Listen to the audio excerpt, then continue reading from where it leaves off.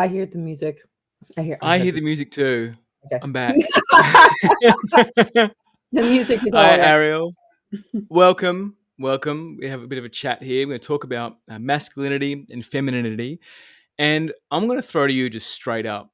And let's do a live conversation where there's nothing's held back, like no punches held back, right? Just all in, all through, all follow through.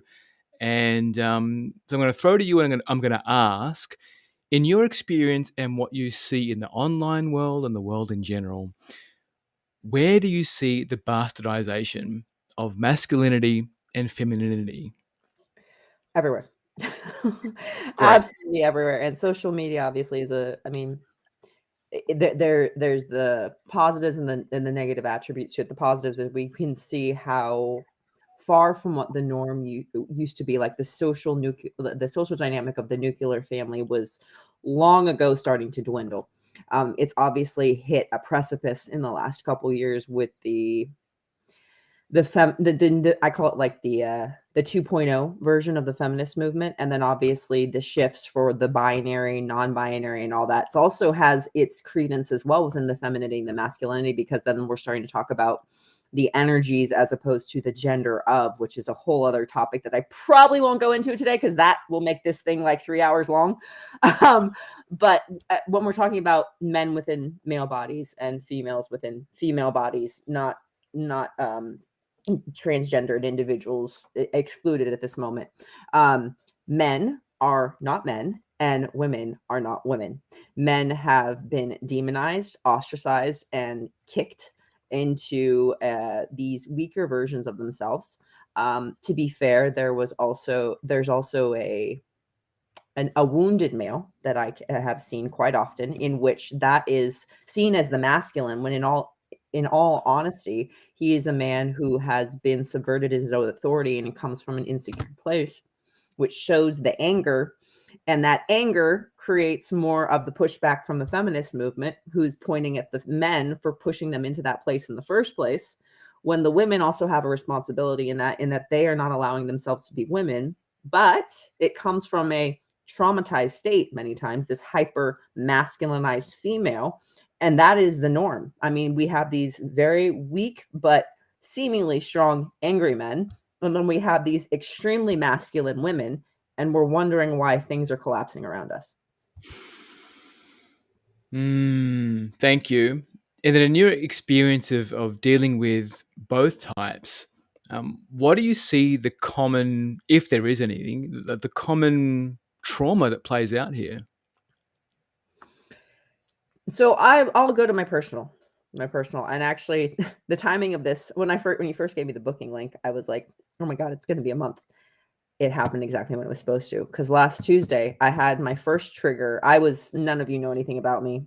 I'm diagnosed general anxiety, social anxiety, agoraphobia, lots of PTSD, lots of trauma before I made my business 4 years ago after that healing journey. I haven't been triggered in like 6 months. Last Tuesday, I had a trigger and I was like, fun. Okay, where is this from? And it was a masculine wound. It was. I used to be a very masculine female, hyper masculine, always been in male dominated things. I mean, even now I still am, but it's something I do. It's not who I am anymore. Right. It's the distinguishment between the two. And that's where women get that miss. They're like, oh, I can't be a business owner and have, no, you can be a business owner, but that's not who you are. That's another thing entirely. But it comes from trauma many times, or needs not being met autonomously as the child is developing. Many young women and men are not given the unconditional love, acceptance, and compassion that they need to be able to create that autonomy within their lives, which they will subconsciously be searching the rest of their lives if they don't Mm. have that in upbringing. For women specifically, a lot of that. And then the men are not being modeled the structure, and then also the love and compassion that comes with that, with the firm authoritative hand, to be able to develop into a man as well. So it all goes back to developmental psych 101. Thank you. I love that. And I'd love to speak to my journey of like being what I call in my technology like a passive feminine man, where like I was raised in a family of origin dynamic where my dad became resentful about being a father, wasn't ready to be a father, and and then there was an early infidelity in the relationship, which threw my dad into this state of panic and anxiety and terror. Um, and then him seeing what was wrong with the world, Mhm. and then also not being able to deal with that either. So really having one foot in the world and one foot out of the world, Yeah. and then having one foot in being a father and one foot out, one foot in being a partner, one foot out. So how this played out for me as a passive feminine man in that early stage of my life was not knowing how to express my anger. So my father had an explosive anger. So when Yeah. I started to challenge him, as you do as a child, I was met with an anger that was an existential anger, like I will take you out if you challenge me, right? Mhm. So that suppressed all of my anger, made my anger bad. But then I also became a bit of a mummy's boy. Mhm. So mum would overprotect me from my dad's anger because mum had resentment towards dad for not forgiving her for the initial infidelity or whatever the event was that happened. Um, and then she would continuously placate me and make my father wrong and put me on the pedestal and demoted my dad. So it creates this inverted power dynamic of, well, who am Yep. I really in the world? So when I started dating, I had all of this modeling of like, no, I'm perfect, I'm this. But then whenever a woman questioned my Authority. integrity or my inadequacy, I'd Yep. collapse into this fucking rage, Yep. which I had no idea how to deal with. And I would get overwhelmed. Like I had a partner that would tell me that when she was telling me about her emotional landscape, I would get overwhelmed. My eyes would like drift apart. And she said, John, your eyes are drifting apart. I'm like, no, they're not. But I would completely look through her because Disassociating out. Yeah. disassociating. And I had no grounding. No book could tell me what I needed to do. There was nothing that really helped me gain clarity of what was going on in my body and what I needed to do in order to come back into myself.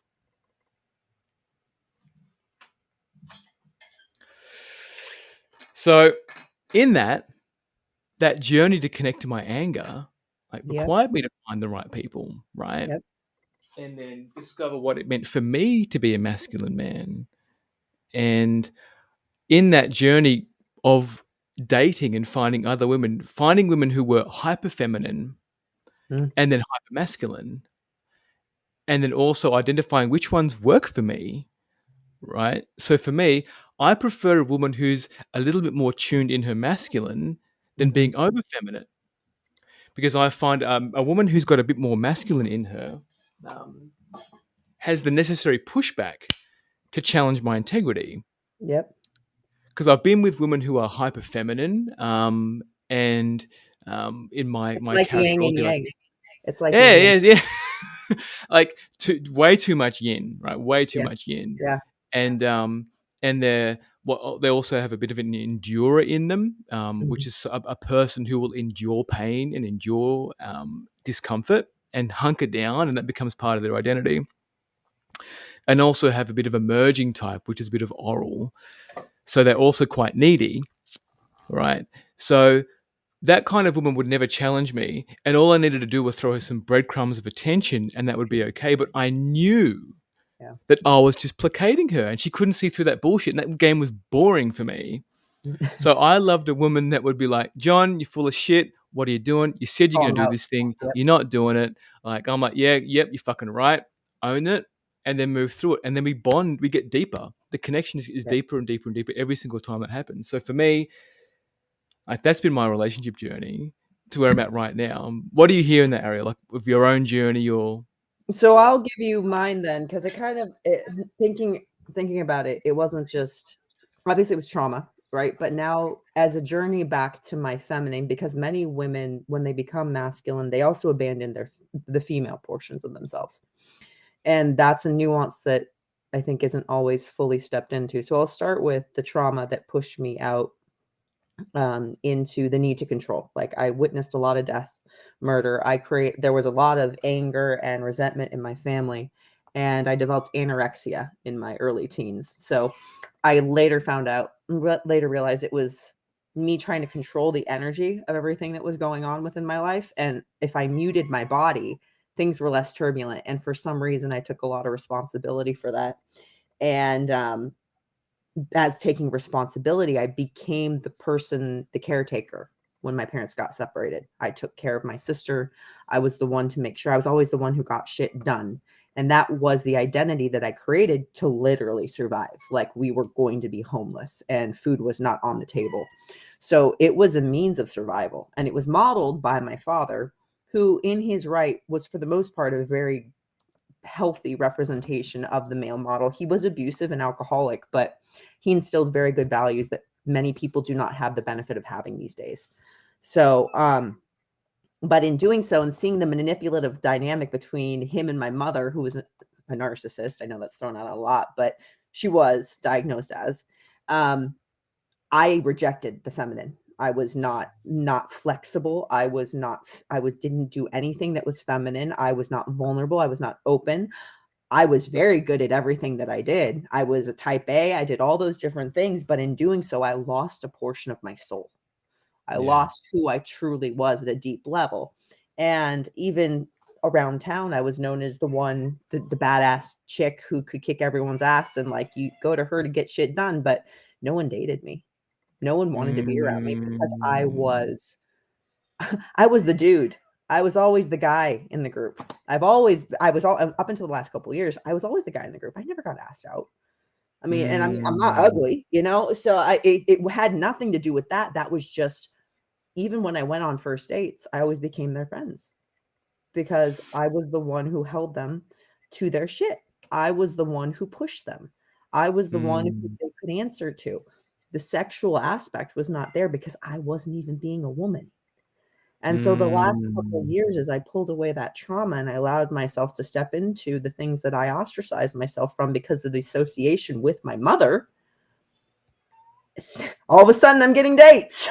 All of a sudden I have these relationships that I never could have imagined before. I've actually rekindled and healed all of my past exes, every single one of them, helped them in their own journeys. But it took me stepping into and letting go of the need to control, of knowing that no matter what, I was going to be okay. No matter, Mm. and Thank forgive. you. Thank you. Yeah, thank you. And I really hear that, like, that control piece of how pivotal it was in allowing you to be here today and in this conversation today. And it was what was also holding you back. Mhm. And Yep. and what I see, and you probably see it in your work too, um, like that need to cling to what's kept us safe is also the same thing that stops us from moving forward.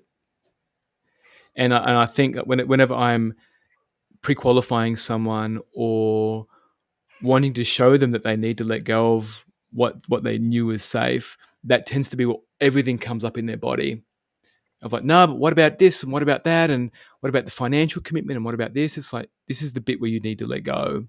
Mhm. And I see a crux point in a lot of people right now. And I think when I see waves of people saying, "Oh, these feelings that are going on, all these emotions, all these energies going on," like the cycles on the planet on The social media, eclipses, "Oh, yeah, these all the energies, eclipses are going on, yeah. all the eclipses, all the things." It's like, well, there's something going on in your body that you're denying, Yep. and either it's attuning to the masculine part of you that's either overtuned or undertuned, or the feminine part that's overtuned or undertuned. And what are you denying, and how is that playing out in your life? And I think for me to step into that place of the unknown was the most terrifying and the most rewarding thing for me to do. 100%, 100%. Um, Probably the most terrifying thing I've ever done, but the best thing I've ever done for myself, hands down. yeah, totally right. And like when I first the moment that springs to mind the most is um, when Cassie and I first got together.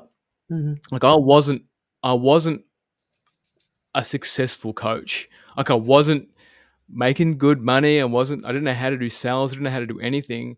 And I had 2 grand in my bank account mm. and needed to make a choice because I just found out Cassie was pregnant.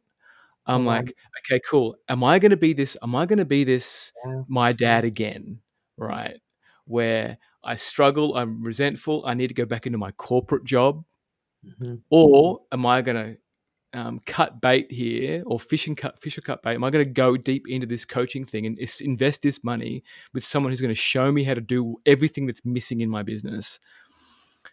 And it wasn't until I transferred that money and got that coaching that my life transformed. But I had to let fucking go. Like, for me, money was my identity.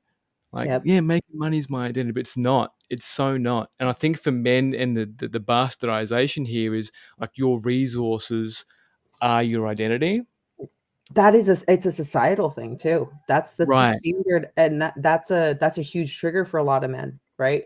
Because Yeah. for some reason, it's not the stability. For some reason, we have decided to offshoot and attach the idea of stability being to money as opposed to the individual who's creating the stability being the stability. Money is merely a receptacle of that. It is not Money is not created without you doing something to create it. You are the one who is creating that stability, nothing else. And men forget that because society screams otherwise. That's the thing though, is obviously society's not been working out so great. So you would think more of some of these logical people would be like, this isn't working and we need to change the model. Yes, correct. And I also see that, like, being able to separate yourself from society is part of that growth process, Yep. right? So for me, like, we haven't got a TV here. Like, we don't watch mainstream TV. Like, we might watch Netflix or something, or a movie that we want Same. to watch. Same. Um, but like, for me, that societal programming I've unplugged myself from, and even some people on social media, I don't follow them anymore because I can Mhm. see it's the same. It's just TV, but just right in my face, right? So there's a choice here to retract and connect with yourself and really discover your own truth, which I think is also part of this rite of passage. Yeah. Because I know there was a fork in the road for me where it was either I can go back into the matrix, like Mhm. take that blue pill and forget it all ever happened, and like go into gaming, go into like just disappear into the materialism and avoid my truth, or there was cool. Let's find out how deep this rabbit hole goes and explore what's on the other side. And I think that was a somatic journey of being okay with my terror, and I needed help to be nurtured through that. My body could not contain the terror. I really needed somebody else to co-regulate with me, Yep. take me into that terror and hold my hand and say, John, this terror is safe.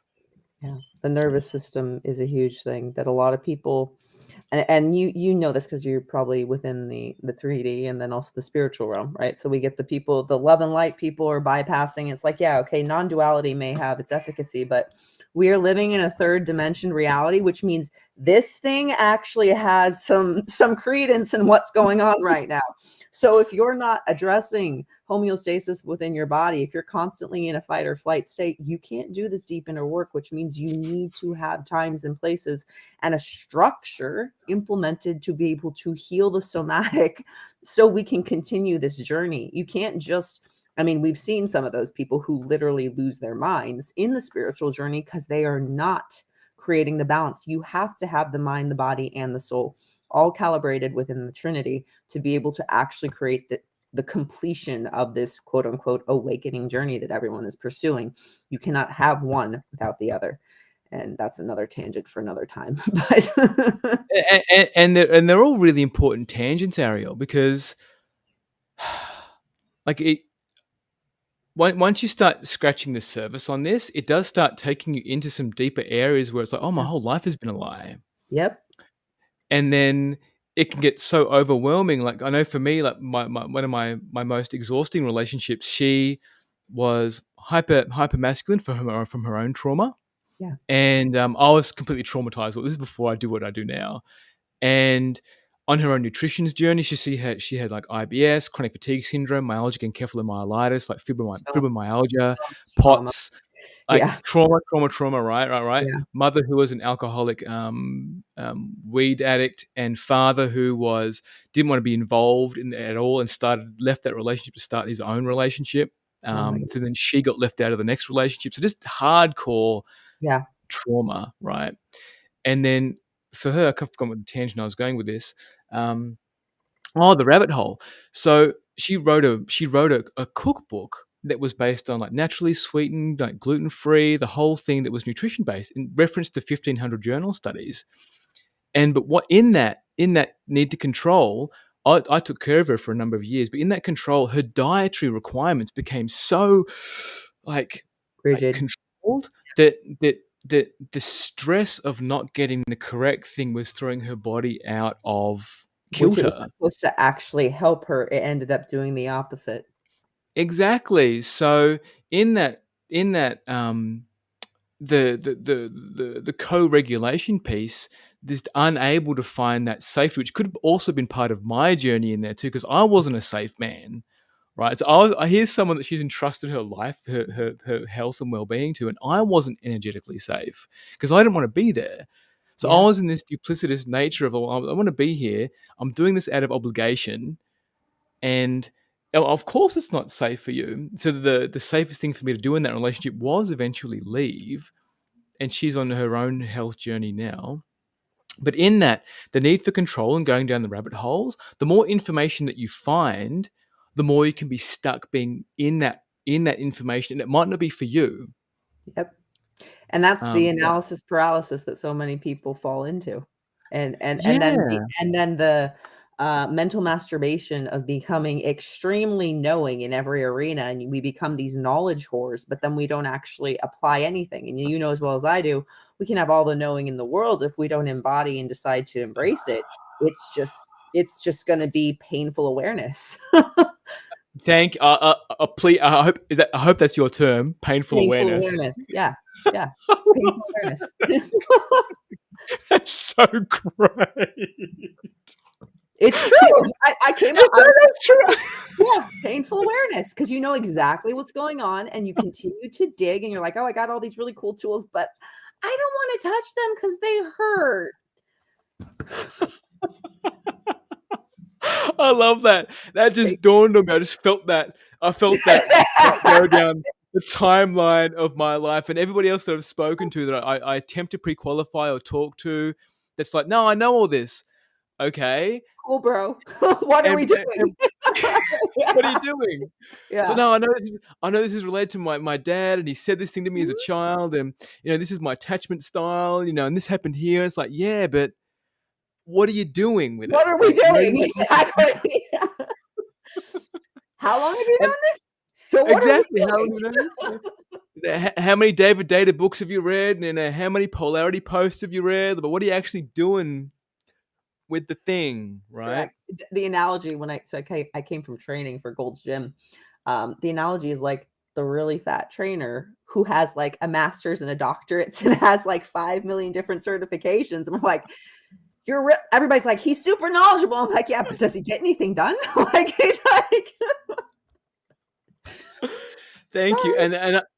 and I think there's a real balance here between the knowing Yes, and the doing, right? yes, Because I've reached a stage where I can get a waft of some new information, and then I deploy it, correct. as opposed to like reading an entire book or something and then like maybe sitting on it for a while. So I think the implementation stage is really important. And for a passive feminine man, or someone who doesn't have the internal either locus of control or Yep, momentum or self-belief, or get stuck in the double bind, if I'm damned if I do, damned if I don't, he's not going to implement it.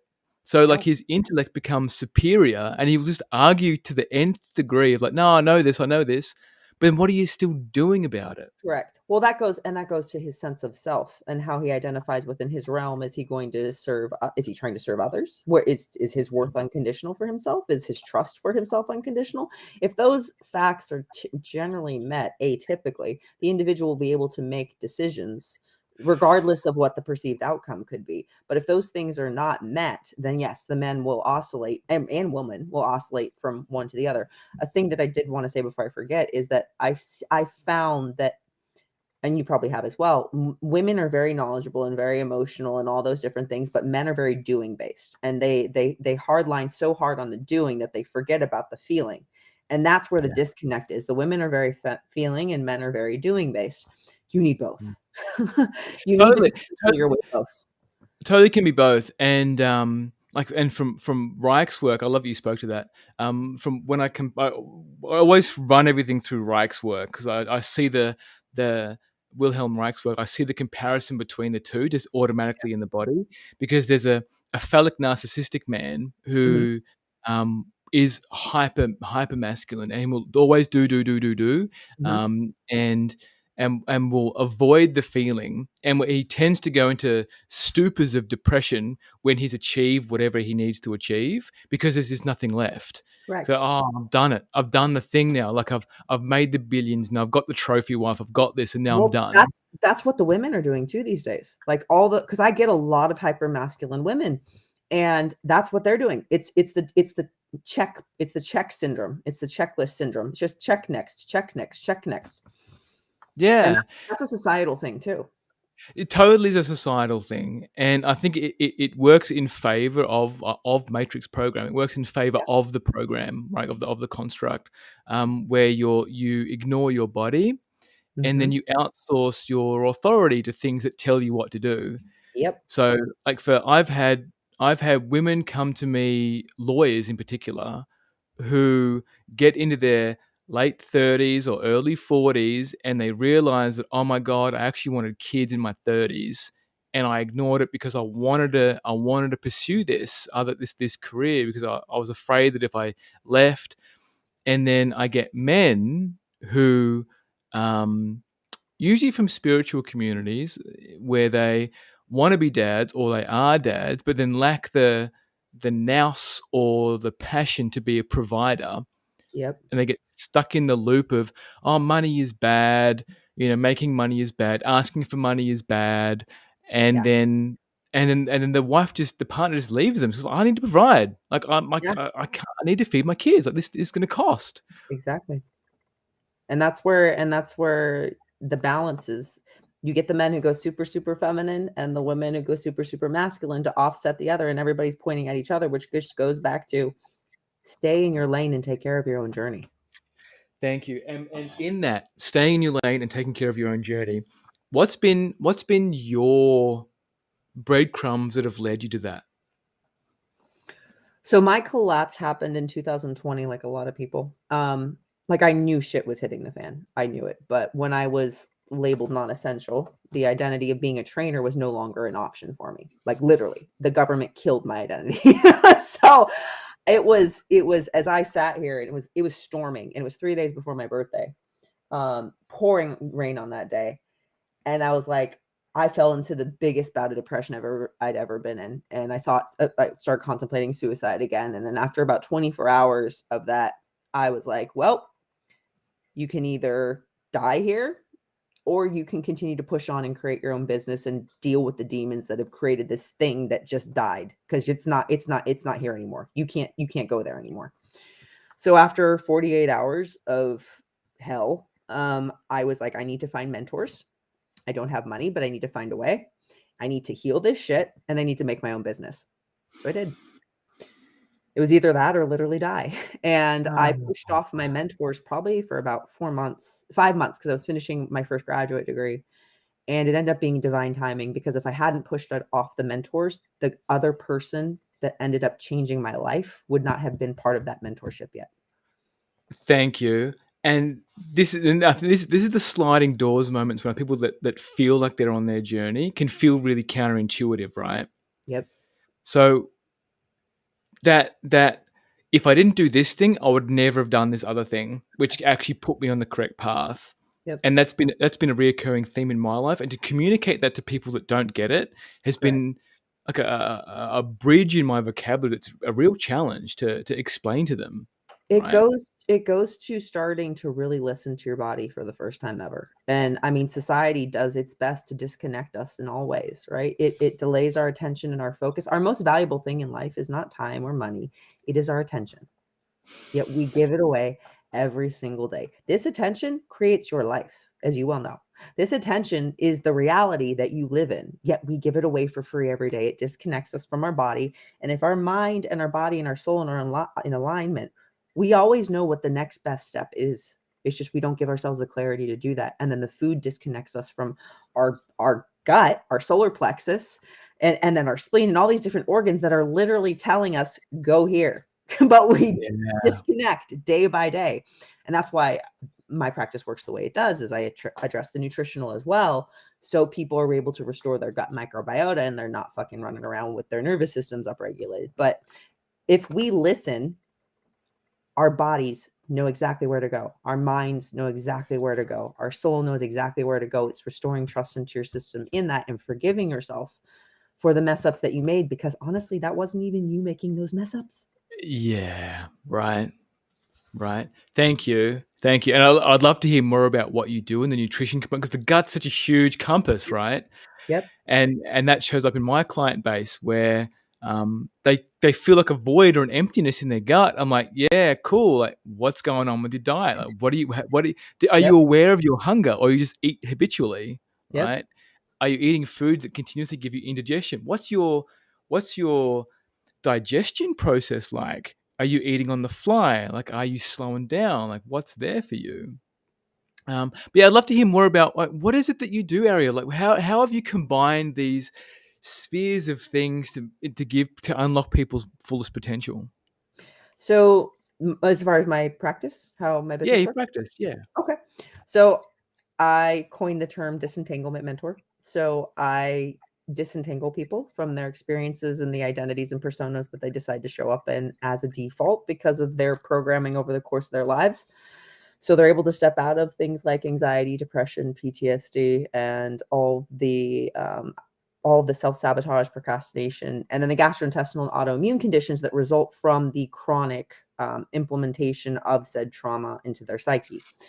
So I utilize calls, Voxer, and then I address their nutritional components as well. So we get into the gut microbiota. So we're able to restore their neurohormonal um, calibration, the signaling between the gut brain axis as well as their hormones and endocrine system. Because as you well know, if someone's upregulated and you're telling them, hey, go face that trigger, they're going to be, fuck off. You're crazy. You're crazy. So I bring their nervous systems down, restore their sleep cycle, help heal their fatigue. So all those things are taken care of, and then we can address some of the more aggressive psychological and spiritual level stuff that is not for the faint of heart, right? And very few people come to me with a balanced homeostatic environment that they're living in. So we do all those work in conjunction. I incorporate breath work and movement modalities as well to obviously process all the emotional trauma that's built up within the somatic body. So Yeah, beautiful. Thank you. And I really hear it's a missing link between what the mainstream psychotherapy does, mhm, and even like some of the like NLP coaching and some of the other coaching that just focuses on the rewiring of the brain, mhm, and trying to make you rethink of how a habit was something else differently. It's like, no, let's holistically look at the body yep, and take you into yourself and discover what's really going on for you. Like, we need to sort out your environment, because if you're living in chaos, like, yep. you're not gonna, like, Not it's gonna heal. Not not gonna gonna heal. heal, not gonna There's heal. a book you've probably heard of, The Biology of Belief. No, You've never heard? Oh my gosh, I'll send it to you. This is please. a namesay for me. It's Biology of Belief by Bruce Lipton. He was a cellular biologist gone quantum physicist. And he talks about how and we found this now by data, we are actually 80% of what you are representing right now is by environment. Only 20% is genetics. Wow. That's it. So your genetic expression is dictate, like how that manifests is 80% environment. And that's why so Yeah. many Wow. people will develop autoimmune conditions and gastrointestinal diseases later in life, because they were genetic factors turned on by constant stimulus due to the free radical and oxidative damage from toxins, stress, food, etc. Thank you. That makes so much sense. I mean, including like living inside, not going outside, Yep. mold, Yep. like, yeah, all those things that and unstable family dynamic, like 100%. the constant state of chaos. Like, I know for me, that was my relationship with my family, was a chaotic environment, and it might, from the outside, it might look like it's all together, but inside, it's chaos, right? Yep. So you've got a great family. Your mum's great, your dad's great, but you don't live with them. Like, you don't you don't see what's going on, right? And I think in all of that, there's because I'd say my trauma was lowercase t trauma, Mhm. um, Yeah. in that neglect played a larger role in my upbringing, where emotional neglect, like being ignored, eldest of five, Was and I think that's abandonment a thing that you struggled with? abandonment, Yeah, totally right. yeah, And I think when I'm talking to someone, either in a call or pre-qualifying, where you bring attention to what their life was like, or they put their mum or dad on a pedestal, that can be that real challenge of like, oh no, my dad was great, but was he though? yeah. Like, my mum Well, was and great. Was that she that though? goes to validation. Okay, so that's something I actually wanna talk about Please. is the, logical bypassing of emotional upregulation, right? Because as adults, we're like, "Okay, I understand where my parents were coming from when doing this because I now can see this," right? Which is great, right? It's great to logically understand it, but guess what? If the emotion is still there, it is going to subconsciously affect your reality right now, which means and I made this term, logic bypassing. You need to go back and you need to deal with the emotions that are attached to that because if not, that's obviously creating the reality that you're living in right now in your relationships that you're trying to grow and foster. Thank you. Thank you. If anybody's watched to this point, that's a golden nugget. A serious, It serious is. golden nugget. Because I see that quite a bit in Yep. my work too, where it's like, no, I know that that Mhm. was their trauma, but the same patterns play out. And without that reflection of this pattern's playing out, this is a pattern. This is a pattern. No There's still one looks at something the there. emotion, right? No. Oh, but I was No. just a kid, just this. It's like, nah, but it's keep it, it's it's like a I use It's the a running, record or a program that's broken in the back. Yeah. totally, totally right. Like I use the analogy that the trauma's held down to that bone level, and when it strikes the bones, it's resonating out like a tuning Yep. fork. It's like bing, bing. You want another exhausting relationship? Bing, Thing bing. every time, every time. And you're like, "Why am I recreating the same situation?" Because you haven't dealt with the emotional underlying attachment.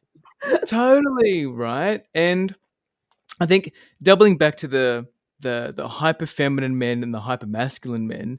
So a hyper feminine man in the context of Reich's work will overindulge in the emotion, Yes. Yep. right? He'll And be that's what in you it. get He'll be like, spiritual "Eh, men too. Yeah. Yeah. totally. They want to be it. They want to feel it. They want to touch their heart. It's like, oh no, it's all this and that.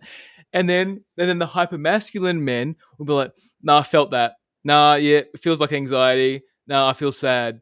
Yeah, great. Nah, that's I it. need to go But they lift don't go, 110 pounds now. I don't wanna touch that again for the next 10 years. that's right. Yeah, I can hear my personal best calling me right now. It's like, Yeah. yeah, Yes. Yeah. got to take that call. Yeah. Um, but right. So there's that the in both spectrums, and even when I've done mainstream therapy before, like I'll have my therapist clock watching, right? Mhm. And it's like, nah, it's about the 55-minute mark, and I can feel her anxiety. So I'm not welcome here right now. Okay, Yeah. I'm just gonna cut this emotion short. I'll just deal with it later. It's like, no, I'll deal with it after dinner. I'll deal with it after I jump in the car. It's like, nah, deal with it now. Now. Feel it Now. now. Now's the time. Otherwise, just repeats in the future. I think that's a because some of my clients that come to me that are either hyper feminine or not, sorry, women who have denied their emotions Yep. are afraid to take up emotional space. Yes. So Yep. I'll mention to them when they I can hear it's in their voice, or they'll say something like, "Oh, John, I'm taking up too much space. Oh, John, I've spoken too much. Oh, John, I don't want to take up your time." It's like, no, this is the time to take up time. Take Mhm. up space, please. Send me another voice note with everything that's going on for you right now. It's like, John, I feel hopeless. I feel helpless. I can't do this. I don't know what's going on for me. And just allowing them to have the the container to be their emotional selves. To just move through it. There's nothing else I need to do other than honor Mm. who they are in that moment. And for women who have been in that space and they feel like they take up too much space, they end up finding men who want to cut their emotions short. So, oh, Yeah. you complain too much. Oh, you're this. Oh, you're that. It's like it's an incomplete cycle from childhood that they were never allowed to express. But once they do it, like they open up. Like Yeah. they're a completely different person and they're allowed to be all of themselves. Yeah, it's like you put the flower, but the little cut off flower in the flower pot and you watered it with fertilizer. Exactly. Some of the things Exactly. some of the things I've found with getting more of the uh cut off men who have been suppressed, is allowing them to feel the emotions, right? Allowing them to express that, because I feel a lot of the emotional um, controversy is the reactivity within the emotions, not the feeling in. So as long as, and this is something I very much like, you respond after you have processed your emotions. It is your responsibility to process your emotions completely within your body and then respond. But it is your responsibility to process them. Yeah. And men are only within society allowed to express anger. So it's reconditioning and creating a safe space for it's okay to feel. It's not only okay, it's essential for your health to feel everything and Yeah. not push it under the rug. You are not a weak man for doing so. You're actually strong because you're allowing yourself to feel the uncomfortable nature that society has not allowed you to. And then within the women, it's letting go of control. It's in reinstilling trust within their bodies that no matter what, they're going to be okay. Those are the two big hedge points that I find for both Mm. dynamics, because I get those are the two demographics that typically fall into my wheelhouse. Yeah. Thank you. Thank you. And when you spoke, then it reminded me of a time when I started to open up my emotions to a partner at the time. And when I really went into it, I didn't know what to do because Mm, I started feeling my sadness and my despair, but that irritated her. So she would tell me, John, feel your feelings, need to feel your feelings. So I would, but then I wouldn't know how to come out of it. But this is the relying on my partner to coach me and be a yep, therapist, right? yep. Don't do it, Um, guys. Don't do it. don't do it. Ejector seat, get out of there. Get Don't out. do that. Yep. And same thing with partners that I've had in the past, where it's like, no, I'll listen to you, but that you need to take to your coach. This is Yep. a thing that you need to debrief with somebody else because that's and to find that barrier, that boundary between coaching and being a partner has been an ongoing journey, and it's so freeing when I can It just say is. to like Cassie, just take that up with your coach. Yep. Like that's your therapy thing. Like I've heard you, I've heard you. I don't need to fix that. I don't think that's nothing for me to do. I can, and this is the body, the somatic ownership of what's mine and what's yours. Mhm. Because when I was in a trauma bonded, I think everything was my responsibility. Yeah, you wanna fix it all, and you because you can Fix see it all, what's going on. right? Yep. Right? And also I don't want my partner to suffer. And it's like, no, I can fix this. Like I don't want you to suffer. I don't want you to be hurt. It's like, no, like you need to suffer here. This is your thing to That's grow. how some people learn, is by getting to a point in which they, I mean, that's a little, it sounds kinda sadistic, but I mean, you and I have both gotten here by suffering. Totally. And I think like the point that we get at, and you can agree or disagree with this, that you learn to master your suffering. Yep. It's like you're so attuned to it. Like when you got triggered, like it's like, no, oh, that's a thing. It's like, okay, cool. Let's And break you it, actually toolkit. become thankful for it, believe it or not, as well. Yeah. You're like, "Oh, cool, we get to go here." I've been looking for this one for years. Exactly. Quite literally, it's like a really painful puzzle piece that you have been looking for under the couch for God knows how long. But yeah, I'm like a voice note to my coach straight away. Hey, bro, get this. guess This what just happened. happened? Yeah. I need some help here. I need some guidance, some counsel. Show me where to go. And I think that's the piece where like this bastardization of masculine and feminine. Like I think that the mainstream tropes um of that just going to therapy is going to fix it. I think everyone you need to try it out Mhm. and then maybe get a bit disillusioned by mainstream therapy of like, no, here's a whole bunch of diagnoses Yep. and here's some pills Yep. and good luck. That's what I tell you to, and then I will realize that's not working. Yeah, there are a couple don't get me wrong, there are a few therapists out there who are very gifted at what they do. I It agree. it is I agree. few and far between, though. I literally went through 20 therapists myself, and I had a couple look at me in my 20s and said, first off, one said you were one basically told me they couldn't do anything for me, and the other said, "How old are you?" I was like, "Thanks." That gives Wow. me a lot of hope. So I Right. became very I knew everything by the time I was, like, 22, everything, and then I got some additional psych, so I'm very aware, but I'm like, "Where are my steps? What do I do next? Where do I go from here?" Because I was so action-based. I was like, "Can we where do I go?" Like, yes, I know I can feel I know I'm here, I feel the emotion, but I didn't know how to move through the emotion. I didn't know how Yeah. to change the stories. I didn't know how any of that, and I didn't realize that I was not those things. That's a big one too. People think they are the things. You're not the things. You're the one witnessing them. Yeah. Thank you. And I think that's a another nugget of being able to tease apart the flesh suit from the consciousness from everything else. It's like, no, I'm witnessing all of this. Like this is my life and I'm witnessing it, and being able to find the tethers to how do I know that I'm here to create more or be Mhm, more, do something else. How do I find the correct pathway? And what I find is that people do lean towards the most popular, and maybe that's the journey to go to the most popular person who's got the most followers, who's got the most thing, like not mine. who's been to the most Tony Robbins concerts or whatever it is, Oh right? goodness. Yeah. And then from there, it's like, well, that didn't work for me. And then what I find is I get disillusioned people who then say, John, but I've spent $30,000, $40,000 on my therapy so far. Do I really need to spend more? And it's like, well, yeah, it's not over. Yep.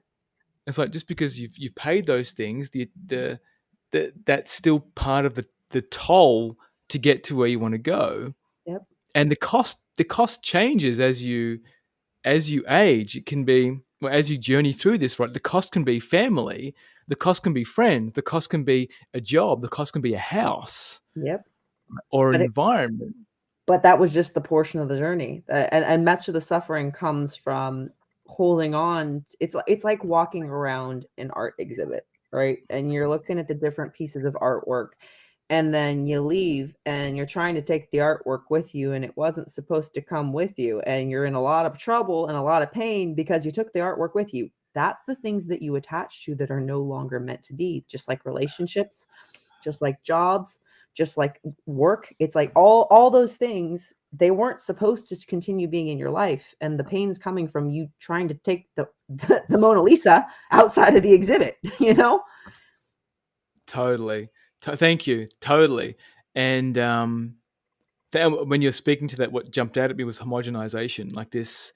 But all relationships need to look the same, No. and everybody needs to be the same. It's like no, no, like in the concept of in the concept of polarity. It's like no, all women need to be they need to be mothers. They need to be submissive. They need to be Nope. this. They Nope. need to wear flowy dresses all the time. It's Mm-mm. like well, no, Nope. no, right? And there's and with men as well, but you need to be hyper masculine. You need to be top of the game in everything. You need to know how to wrestle bears, shoot deer, um, then know how to balance nuclear equations. You need to know all these All these things. hyper Yeah. masculine things. It's I like, do well, no, I I do feel there are certain principles that both parties should be familiar with, but it does not mean that they have to sit in them as their constant default, right? yes, That's the biggest thing. It's not so much like you are fluid.